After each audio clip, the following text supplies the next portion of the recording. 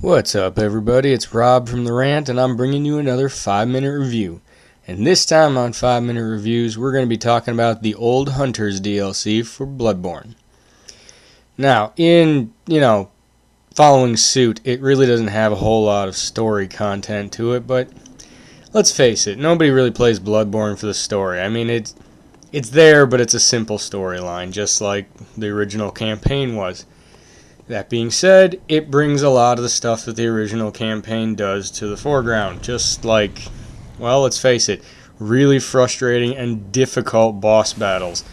Now, there are several bosses in the new DLC, and so far, every single one of them has been quite frustrating, to be frank. I mean, the very first one is, if I remember right, it's Ludwig the Accursed or something like that. Basically, it's supposed to be Ludwig from the Church Hunter faction, the original Church Hunter faction, and it's in this weird, freakish kind of amalgamation form, and it was a boss fight that took me a good 3 or 4 days to beat, and I had a partner running with me during it, so the new DLC does not fall short on the difficulty scale, I will tell you that right now. That being said, it's just like Bloodborne. You feel that awesome satisfaction level when you finally crush the boss. So, all in all, worth it on that point, I think. Secondly, the DLC is not a small pack. You actually get several really large areas to explore. I mean, let's see. I think there's roughly 3, maybe 4 if you count like sub areas to explore, and they're not small. We're talking maps that are kind of like the same scale as Yharnam was, the first section of Yharnam where you gotta do all that crap before you take on Gascon. That kind of big map, it's not small. Alright, so bosses and the maps, worth it. Definitely worth the price at that point. Now, here's the one thing where it kind of drops off and disappoints me a bit. The weapons.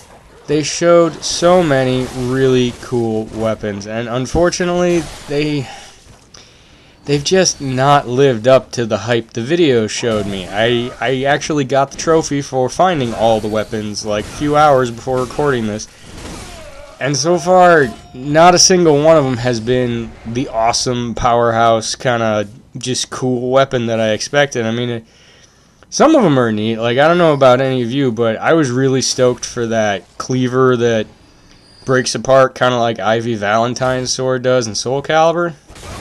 It sucks.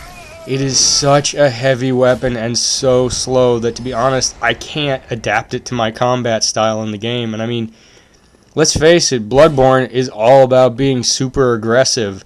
I mean, every boss in there, based on how long it's taking you to fight them, they will get tougher.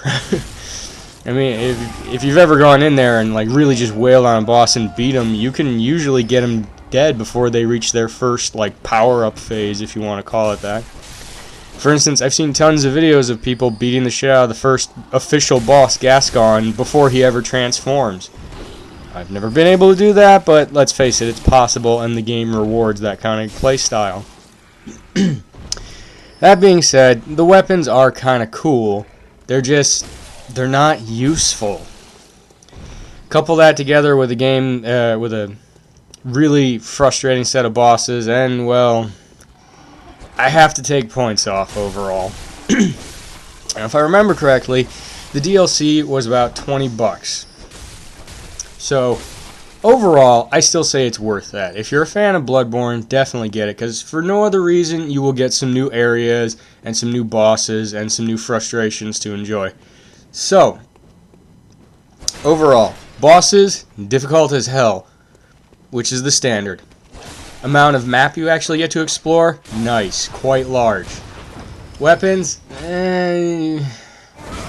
weapons are low, man. I'm giving the weapons like a 3 out of 5 kind of thing. So, overall, I give the DLC, we'll say like a 3.8, maybe even a 4. It drops off because of the weapons. It really does. It's unfortunate. I mean, one of the weapons you get is really badass. It's the Holy Moonlight Blade, and it's just not useful. Plus, it eats Quicksilver bullets to do its long-range attack, which that kind of sucks. Alright, guys. I'm Rob. This has been a 5-minute review, and please don't forget to check out all of our other videos on the Rant channel on YouTube. There's tons of 5-minute reviews on there. We have the Versus series. We have our normal podcast. And darn it, man, go check out my buddy's channel, Jarsha's Opinion. There is some great stuff on that channel. He is not short on content, I'll give him that. Alright, guys, I'm out.